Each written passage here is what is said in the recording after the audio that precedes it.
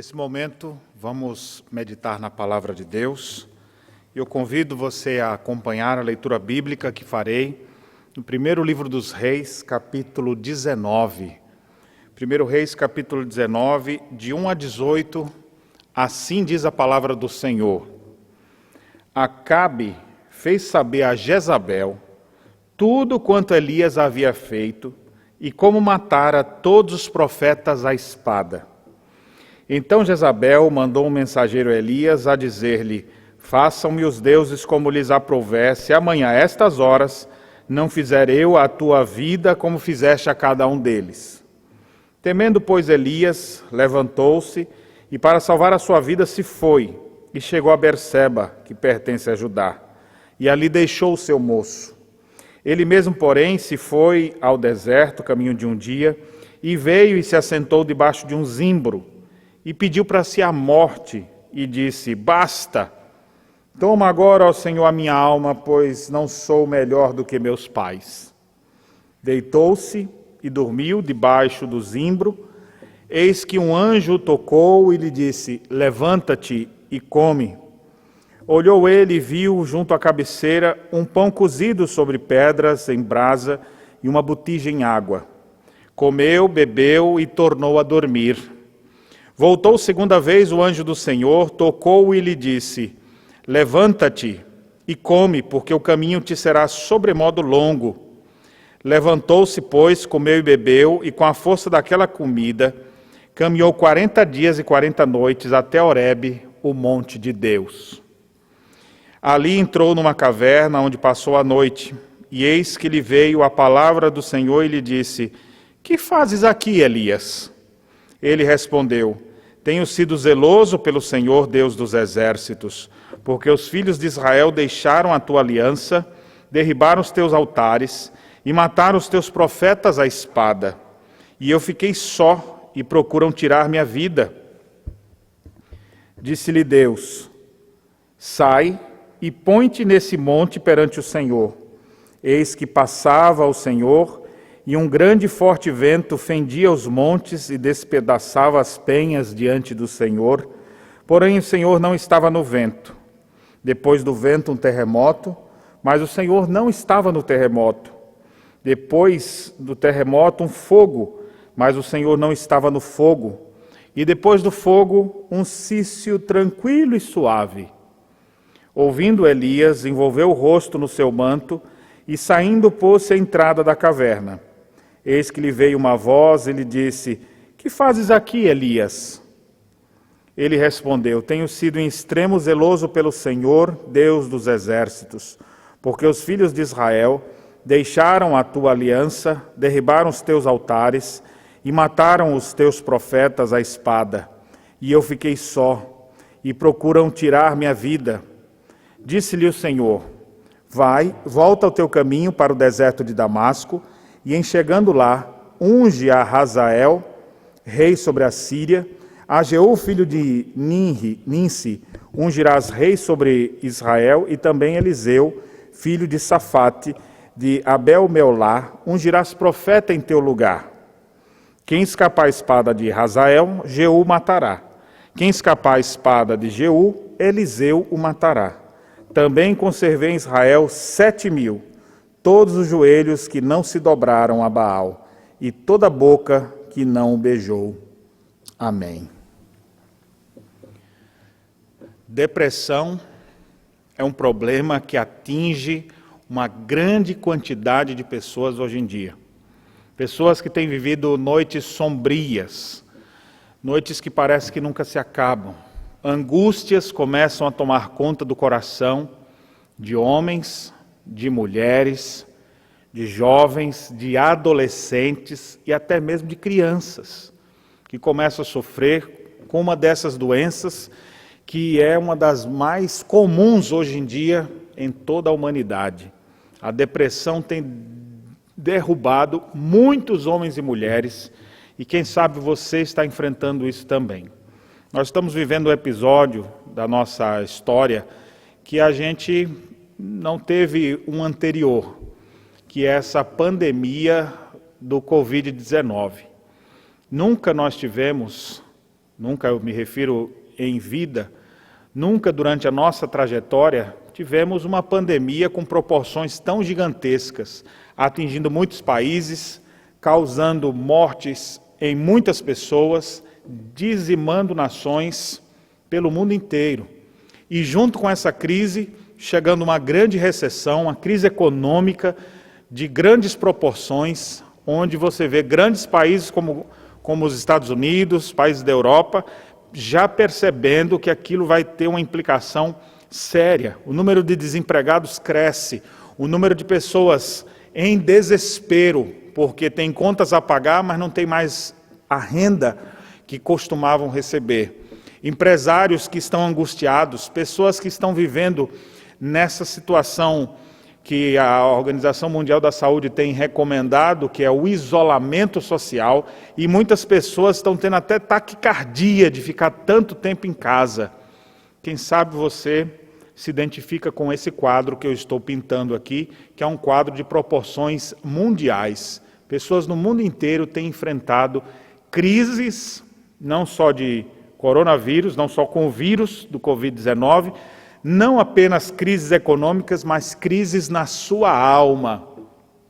E ainda existe aqueles preconceituosos que dizem, Deus me livre, você está com depressão, você não é crente não, rapaz. Você não vai ter fé em Jesus, deixa de bobagem. Então ainda tem esses que pensam dessa maneira. Eu gostaria de falar sobre esse assunto à luz do que nós acabamos de ler na palavra do Senhor.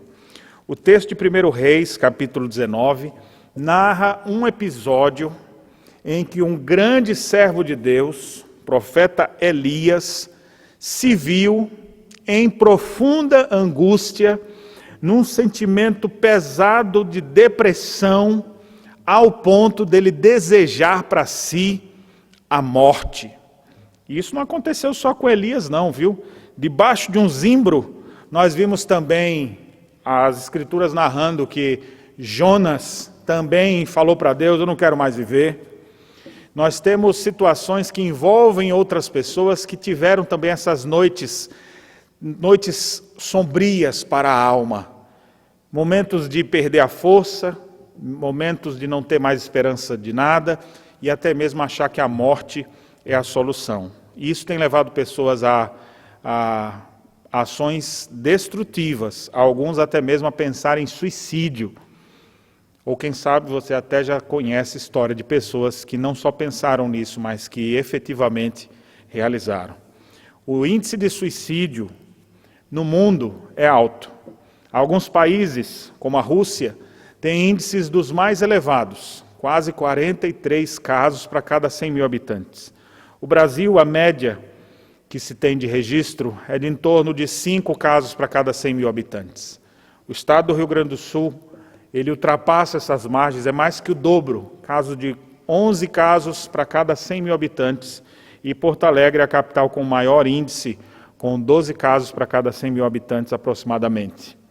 A cidade de Venâncio Aires, aqui a 100 quilômetros de Canoas, 150 quilômetros daqui, ela tem um dos maiores índices do mundo de pessoas que acabam tirando a própria vida. O que leva alguém a esse momento de tamanha angústia, que leva alguém a cometer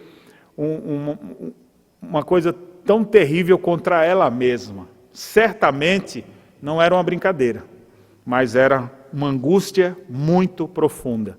Então eu queria dizer uma coisa para você que está me acompanhando nessa hora. Se você vive momentos de angústias na alma, se você vive com momentos de grande tristeza, que nada faz passar, essa palavra de hoje é direcionada especialmente para você. Se você conhece pessoas que estão vivendo assim, compartilhe depois essa mensagem com eles também.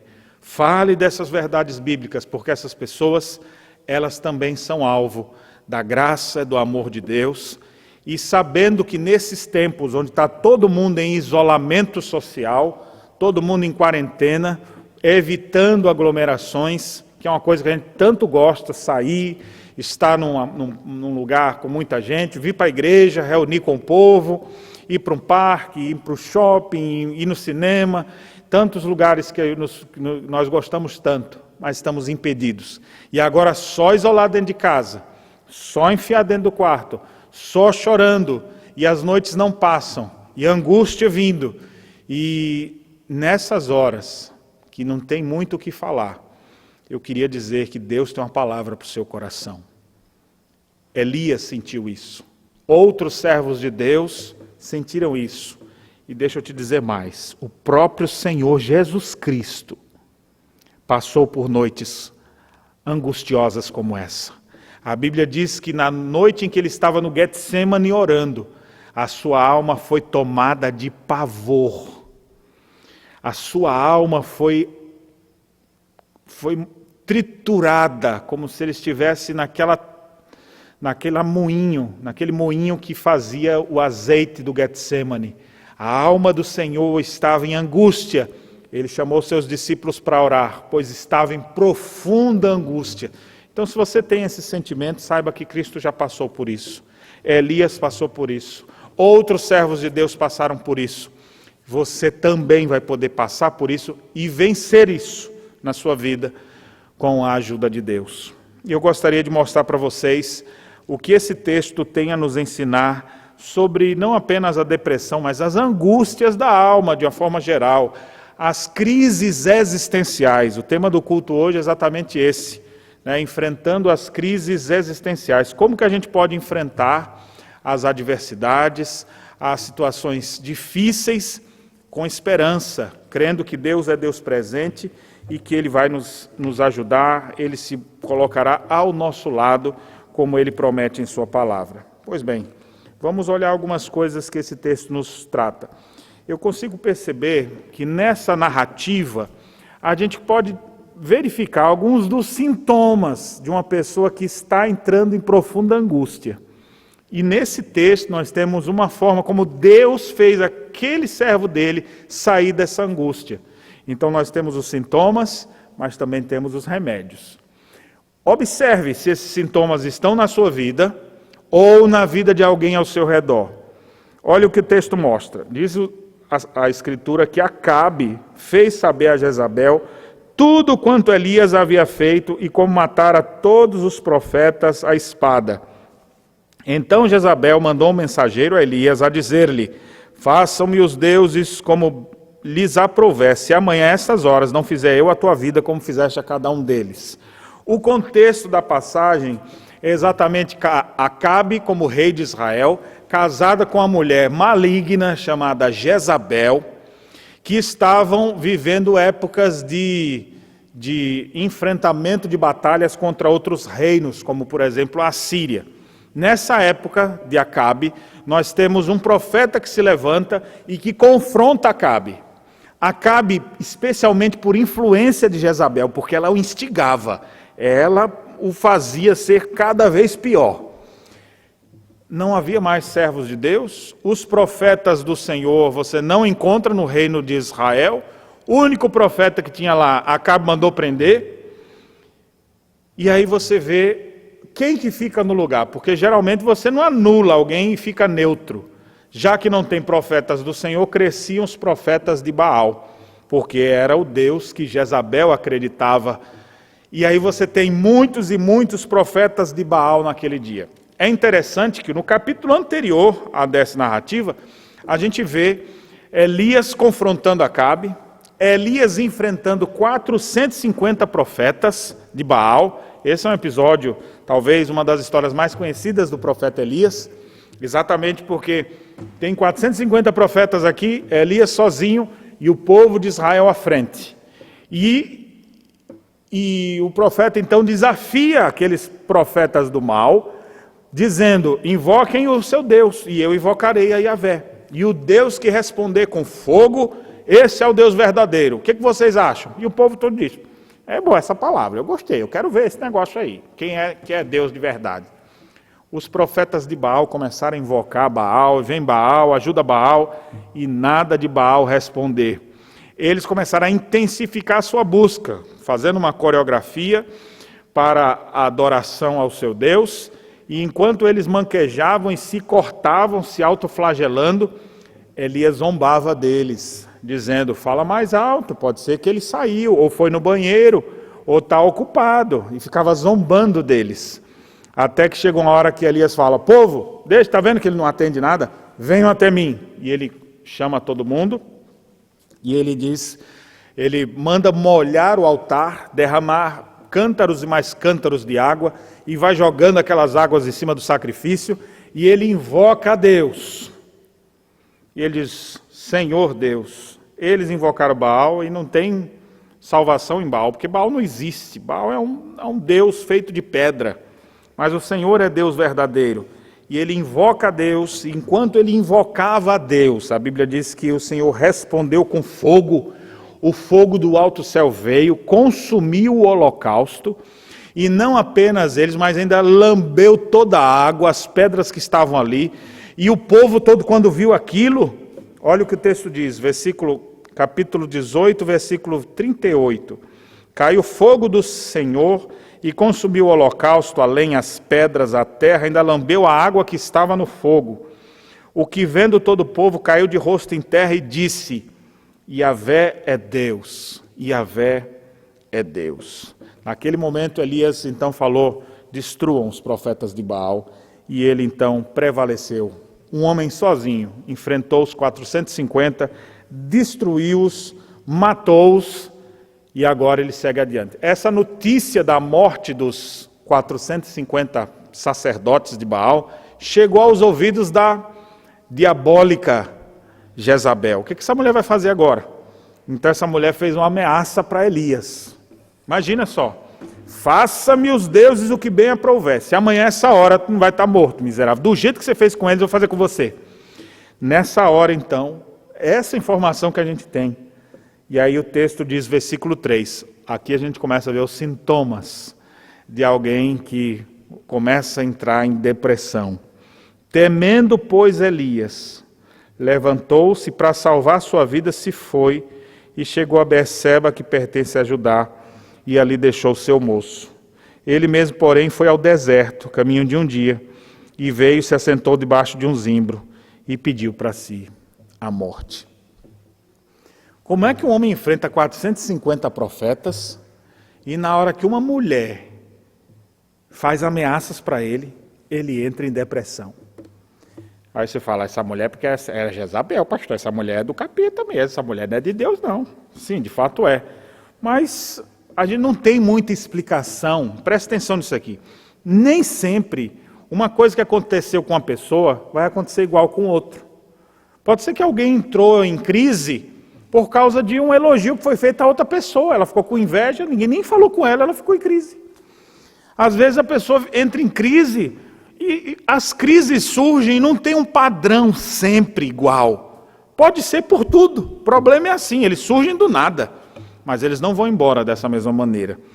E aqui a gente começa a ver algumas coisas. Quando aquela ameaça mexeu com o coração de Elias, fez com que ele começasse a não processar bem aquelas informações, o texto diz que algumas coisas ele fez. Primeiro, o texto diz que ele temeu.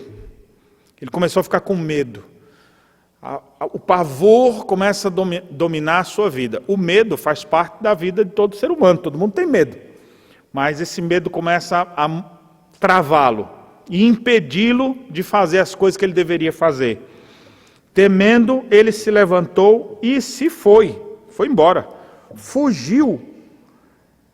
É geralmente isso que acontece também. As pessoas estão com alguma crise, começam a sentir medo, o medo vai evoluindo, faz a pessoa fugir, ela já não participa mais do meio que participava antes, todo mundo vai, ela não vai, ela não aparece mais, eu não quero ver ninguém, eu não quero falar com ninguém.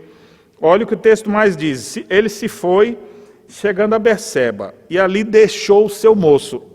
Elias andava sempre só acompanhado, ia com seu secretário ali, que ia conversando com ele, era um companheiro de oração. Pois bem, agora esse homem que está vivendo essa crise, ele temeu, ele fugiu, ele já abandona a comunhão, não quer mais estar com ninguém, ele fica sozinho. E para onde é que ele vai? Aí diz o verso 4, ele mesmo, porém, se foi ao deserto, caminho de um dia. Você sabe que a pessoa ir numa direção, um dia, em direção ao deserto, quem que você vai conversar com quem no deserto? Sem Wi-Fi, sem sinal de nada, sem nada, deserto. Esse é o tipo cenário de alguém que está entrando em crise, sentindo pavor, medo das coisas, insatisfação interna, depois fugindo dos ambientes, fugindo das pessoas, fugindo da comunhão, já não quer ficar do lado de ninguém, e agora se coloca numa situação, num ambiente de deserto, em total isolamento. Por isso que eu não gosto muito dessa expressão, né? O Ministério da Saúde tem falado que em épocas de pandemia o isolamento social é recomendado. A palavra isolamento é péssima, você não deve se isolar nunca. No máximo, para evitar contágio, você se recolha à sua casa e tudo mais, mas não, se está em casa, não fica só. Se está em casa, está com os seus. Se está sem poder falar com as outras pessoas, liga para alguém, faz uma videoconferência, mas não fica só, porque isso é estratégia maligna para destruir a vida das pessoas. Está aqui Elias, tomado de medo, Elias fugindo de todo mundo, Elias agora sozinho, abandonou a comunhão, abandonou as pessoas em isolamento completo no deserto. E aí o que ele quer agora? Ele não quer nada. Ele está com completo desinteresse pela vida. Ele, porém, se sentou debaixo do zimbro e pediu para si a morte e disse: basta, toma agora, ó Senhor, a minha alma, pois não sou melhor do que meus pais. O desespero tomou conta da vida dele e agora ele pensou em morrer. As pessoas, quando estão em crise, elas têm mais ou menos esses sintomas aqui do Elias. Pode ser que tenham outros a mais, ou alguns não se apresentem. Como eu disse, cada caso é um caso diferente. Mas esse aqui é um bom diagnóstico de pessoas que estão entrando em crise. Você conhece pessoas assim que não querem estar junto com outras, que evitam convívio social, que vivem chorando, que vivem temerosas? Olha, essas pessoas devem estar enfrentando um momento de muita angústia em sua alma. Deixa eu dizer uma coisa para você. Se você está vivendo desse jeito, se você está sentado debaixo de um zimbro, esperando para si a morte, se achando a pior pessoa, basta, não mereço mais viver, para que eu estou nesse mundo? Deus tem uma palavra para o seu coração. Cristo passou por esse tipo de coisa. Antes mesmo de ir à cruz, naquela noite no Getsemane, sua alma tomada de pavor. Ele sabe o que é viver com pavor. Ele sabe o que é sentir angústia na alma. E no outro dia na cruz, quando ele recebeu a ira de Deus, angústias infernais tomaram conta da alma de nosso Senhor Jesus, ao ponto dele dizer: Deus meu, por que o Senhor me desamparou? Mas ele triunfou sobre isso tudo, e Cristo é capaz de te ajudar a enfrentar tuas problemáticas também, as crises do teu coração, que ninguém te entende, mas Cristo entende. Cristo sabe o que é padecer, porque Ele padeceu. Se às vezes conta para alguém, alguém fala: isso é besteira. Ou seja, você não quer nem falar com alguém, porque as pessoas não sabem te entender. Cristo te entende, porque Ele já passou por todo tipo de situação que você puder imaginar. O escritor aos Hebreus disse que porque Ele foi tentado em todas as coisas, porque Ele padeceu desse jeito, Ele é poderoso para socorrer a todos que se encontram em situações assim. Cristo sabe o que você passa, Ele se identifica com o teu sofrimento e Ele tem remédios para a tua vida. Tudo é nele. E eu quero a partir de agora mostrar o que foi que Deus fez para que o seu servo pudesse sair dessa crise, dessa angústia terrível que tomava conta de sua alma. A partir do verso 5, então, ele estava lá angustiado, o texto diz que ele se deitou, dormiu. Eis que um anjo tocou e lhe disse: levanta-te e come. Olhou ele e viu junto à cabeceira um pão cozido sobre pedras em brasa e uma botija de água. Comeu, bebeu e tornou a dormir.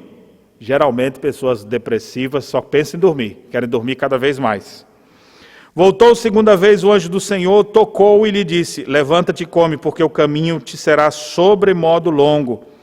Levantou-se, pois, comeu e bebeu, e com a força daquela comida caminhou 40 dias e 40 noites até Horebe, o monte de Deus. Antes de prosseguir, deixa eu dizer aqui, a primeira coisa, o primeiro remédio, não adianta, não é uma coisa que você vai atrás, tá, pastor? O que eu faço? Quando você está em angústia, você não faz nada, você não consegue fazer nada, mas Deus faz. Deus é quem vem ao nosso encontro. Deus é quem toma a iniciativa, Deus é quem vai atrás do seu profeta, mandou um anjo do Senhor ir até ele. Você acha que Deus ia olhar o seu servo lá apodrecendo, querendo a morte, angustiado, e não ia fazer nada? Deus vê o seu sofrimento também, Deus sabe as suas aflições, é Deus quem toma a iniciativa, é Deus quem bota os seus anjos ao nosso favor, e às vezes esses anjos são seres humanos. Aqui no caso não foi, mas foi um anjo mesmo que veio trazendo pão, botija e comida ali para ele. Às vezes é a sua mãe, às vezes é sua avó, às vezes é um amigo, é um irmão da igreja, às vezes é o seu marido, às vezes é a sua esposa. Deus usa quem Ele quer. Os anjos são ministros de Deus, eles fazem o que Deus manda eles fazerem. Deus, em sua providência, cuida do seu povo. Você está vivendo um momento de depressão, por que você acha que você está assistindo isso aqui agora? Não é porque eu pensei em fazer isso aqui, não. É porque Deus quer falar isso para o seu coração, Ele quer trazer paz para a sua vida. É Deus quem nos fortalece.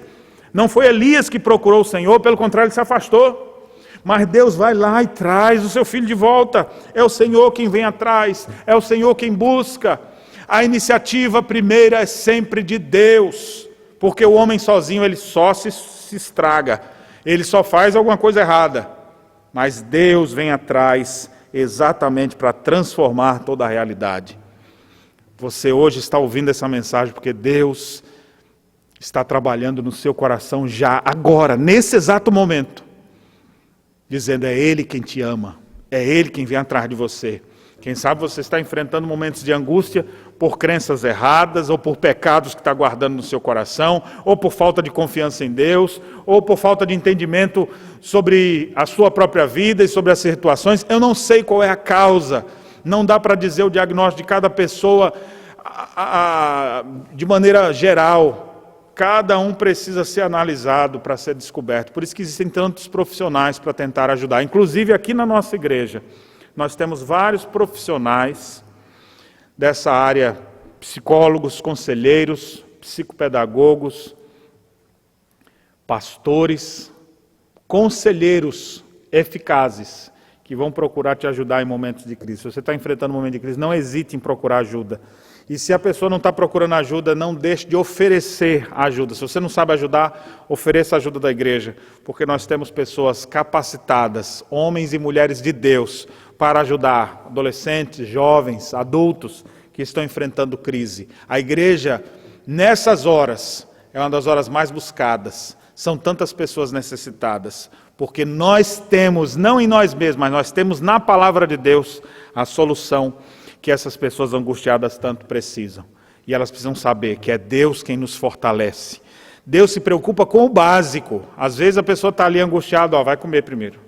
É interessante, quando o povo estava pensando que ia morrer nos dias que Paulo estava dentro do barco, o navio ia afundar, Paulo diz, vocês vão comer agora. Aqui vai pensando em comer, nós estamos para morrer. Não, come primeiro que vocês estão muito fracos. Preocupação com o seu próprio físico. Você tem que se preocupar com isso também. Tem pessoas que estão mais depressivas porque fisicamente está faltando hormônio dentro delas, não faz nenhuma atividade física, a mente está cheia de problemas, mas fisicamente também está com muitos problemas. Deus se preocupa com tudo, mandou o seu anjo com uma botija de água e com pão. Come, se alimenta. É Deus quem vem fortalecer o seu servo. A partir do verso seguinte, nós vamos ver que essa comida foi forte, viu? Porque ele andou 40 dias com a força dessa comida, essa era uma comida super tônica. A partir do verso 9, nós temos um episódio glorioso, que Deus mostra uma lição preciosa para quem estava em um momento de angústia, desejando a morte, como Elias. Deus mostra que Deus é Deus presente. Ali, entrou numa caverna, onde passou a noite. Às vezes a sua caverna é seu quarto. A caverna é ficar dentro de casa, debaixo das cobertas.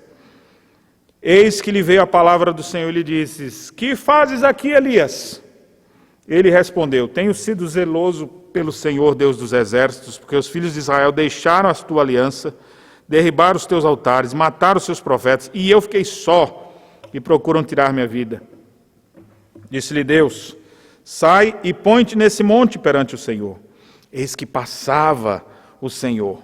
Olha as manifestações que acontecem. O texto diz que houve um grande vento forte, que fendia os montes, aquele vendaval bem forte, mas Deus não estava no vento. Terminou aquele vento, começou a tremer a terra, houve aquele terremoto, e Elias, meu Deus do céu, o que é isso aqui? E Deus não era o terremoto. E depois do terremoto veio um fogo, começou a queimar as coisas assim, e Elias, meu Deus do céu, o que é isso? Deve ser Deus, mas o fogo não era Deus, Deus não estava no fogo. E aí depois que tudo isso aconteceu, então olha, esses fenômenos poderosos, né? Um vento impetuoso, um terremoto, um incêndio, e tudo isso de repente, tudo isso parou. E aí você via aquele exercício tranquilo, quase fazendo...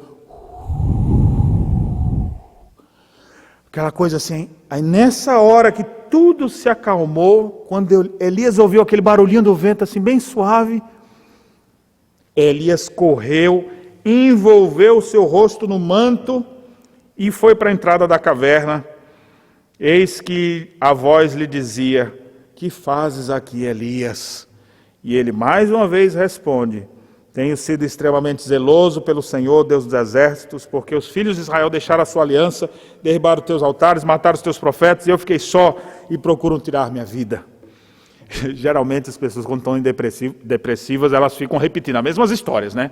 Você fala, o que você está aí? Aí ele conta de novo, e fica remoendo aquilo, e conta, e pensa a mesma coisa o tempo inteiro, e em cima, o que está acontecendo com você, Elias? Mataram teus profetas, derrubaram teus altares, só eu fiquei, e querem tirar minha vida. Daqui a pouco conversa de novo, o que você está passando? E remoendo, tem gente que está remoendo coisa de 5 anos atrás, a depressão tem 5 anos já, o que aconteceu? Ah, mas também isso, e eles contam, e contam a mesma história, e conta de novo, e conta de novo. O que Deus fez com Elias naquele momento? Deus mostrou que ele estava presente, não só nos grandes momentos, nos grandes eventos, o fogo que manifestou terremotos sobre a terra, a tempestade com ventos furiosos, o vento suave e tranquilo, Deus está também. Naquele momento, Elias teve consciência, Deus está aqui, enrolou seu rosto, uma atitude comum de quem está na presença de Deus. Eu não ouso falar com Deus. Mas não eram os grandes eventos. Elias percebeu, Deus está aqui. Deus está falando comigo. Eu estou ouvindo sua voz. Quando Deus quer fortalecer seus filhos, Ele manifesta a sua bondade. Ele se manifesta, não nos grandes eventos que a gente imagina, mas às vezes até mesmo no silêncio. No silêncio tranquilo e suave, Deus mostra que Ele é presente. Você não precisa que trema a terra para saber, Deus, se o Senhor existe mesmo, fala aí para eu ouvir. Fala aí, Senhor. Ou me mande um sinal, mande um fogo do céu. Você não precisa ver nada disso. Deus pode estar em silêncio, mas Ele é Deus. E Ele promete estar conosco sempre. Todos os sinais mostravam isso. Grande vento, Deus não estava. Terremoto, Deus não estava. Fogo, Deus não estava. E no cício, também não era aquilo ali. Deus está em todos os lugares, e sua presença benfazeja se manifesta aos seus filhos. Deus não está nas grandes ou pequenas coisas, mas Ele está em todos os momentos, controlando todas as coisas do seu alto e sublime trono, e Ele vem habitar com contrito de espírito. Deus está conosco. Você não está sozinho. Você está se sentindo só, abandonado, angustiado. Cristo está presente. Invoque seu nome. Eu sei que às vezes não tem nem força para falar com Ele, mas saiba, Cristo está presente. É Ele quem fala. O que você tem para falar? Se você for falar, vai falar igual Elias aqui, vai ficar repetindo as mesmas histórias. Deus tem algo a nos falar. E aqui vem a última parte do texto então, versos 15 a 18. Quando Deus fala, Deus reabilita o seu servo para o trabalho. Diz assim, disse-me o Senhor, vai e volta o teu caminho para o deserto de Damasco, chegando lá, unge Azael, rei sobre a Síria, a Jeú, filho de Ninsi, ungirás rei sobre Israel, também Eliseu vai ungir profeta em teu lugar. E aí ele diz, eu reservei em Israel 7.000 que não se dobraram a Baal e toda boca que não beijou. O que Deus faz com Elias? A argumentação de Elias, quem está em depressão costuma achar que a sua forma de enxergar está certa. Não, olha, derrubaram os altares, mataram os profetas, só eu fiquei, só tem eu aqui agora. E nesse pensamento errado que Elias estava, Deus corrige o pensamento. Elias, não é só você que tem, eu tenho 7.000. Tá. Está achando que só é você, né? Tem 7.000 que não se dobraram a Baal.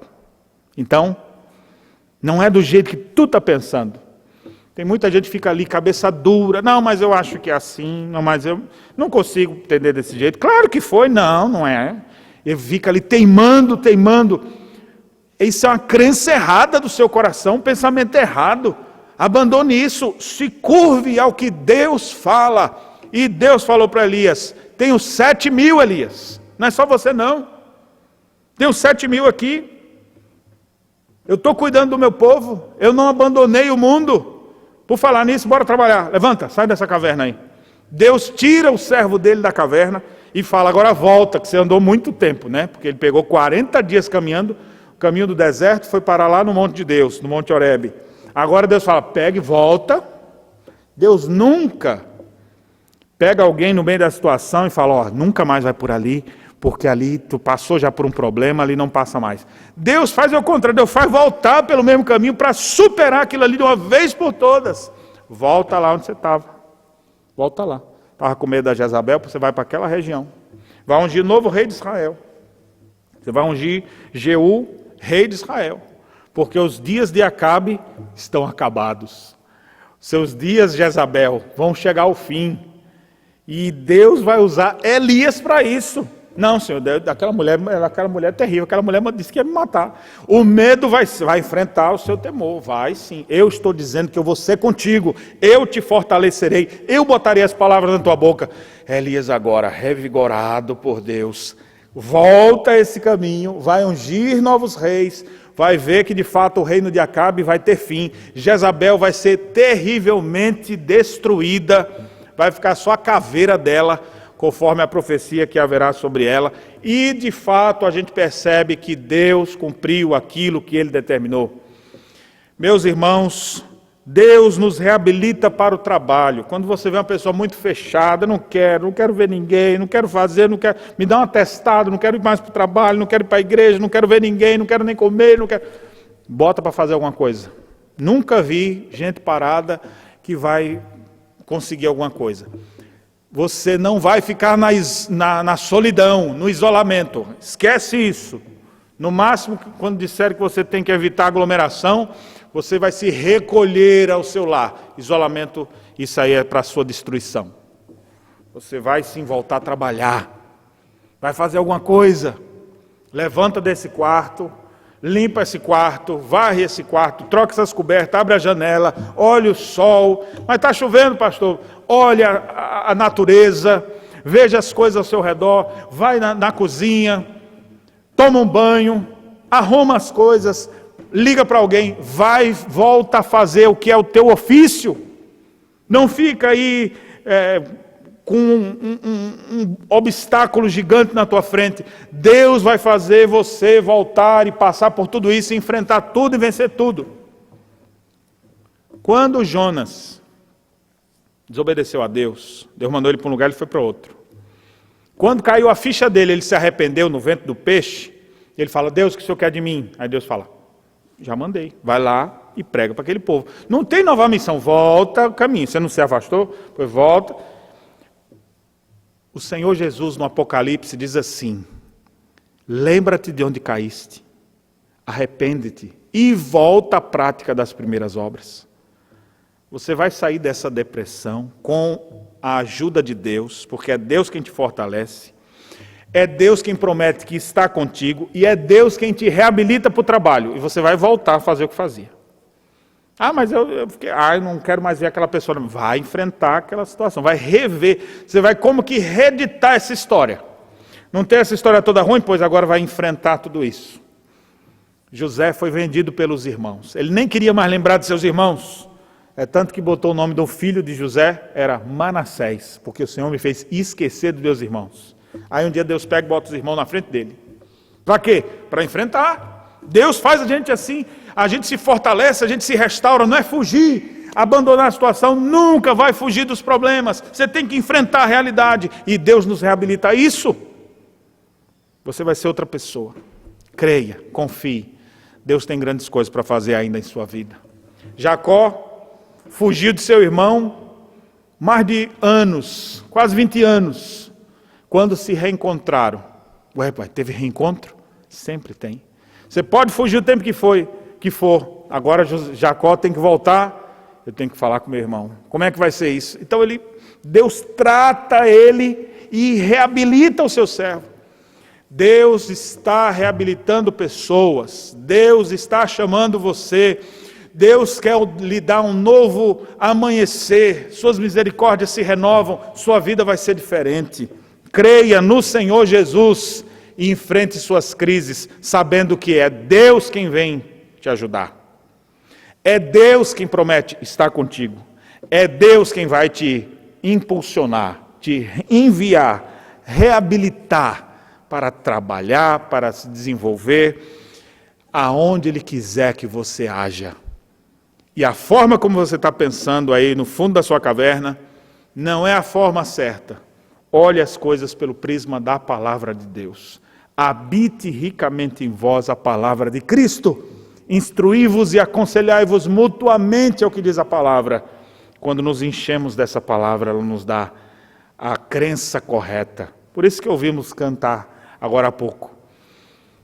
Eu quero crer e viver conforme o que Deus diz que eu sou.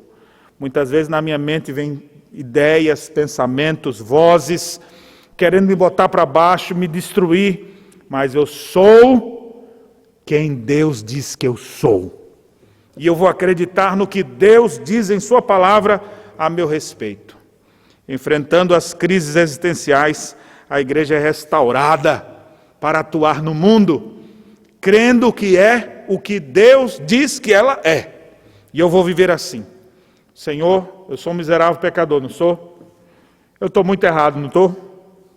Mas o Senhor pagou o preço da cruz, não foi? Hoje eu sou perdoado, justificado, remido, comprado, não sou? Eu sou filho. Então você vai ter o entendimento correto de quem você é e vai enfrentar as crises existenciais na certeza de que Deus, o Deus que tudo vê e que tudo suportou e passou, estará contigo para te fazer mais que vencedor. Que Deus nos abençoe. Amém.